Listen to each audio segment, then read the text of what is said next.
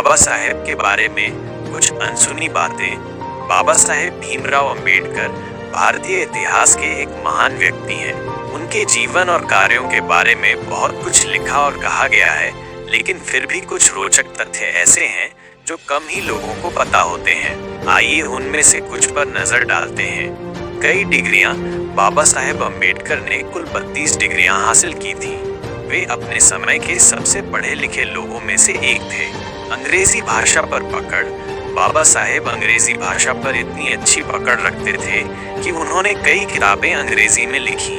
उनकी लिखी हुई किताबें आज भी दुनिया भर में पढ़ी जाती हैं। म्यूजिक का शौक।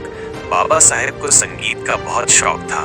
वे वायलिन बजाना जानते थे और कई बार सार्वजनिक कार्यक्रमों में वायलिन बजा चुके हैं। खेलों में रुचि। बाबा साहब खेलों में भी रुचि रखते थे। वे कुश्ती और हॉकी खेलना पसंद करते थे। लेखन का जुनून। बाबा साहेब एक कुशल लेखक थे। उन्होंने कई समाचार पत्रों और पत्रिकाओं के लिए लेख लिखे। अर्थशास्त्री। बाबा साहेब केवल एक समाज सुधारक ही नहीं, बल्कि एक कुशल अर्थशास्त्री भी थे। उन्होंने भारत की अर्थव्यवस्था पर कई महत्वपूर्ण लेख लिखे। ये तो कुछ उदाहरण हैं।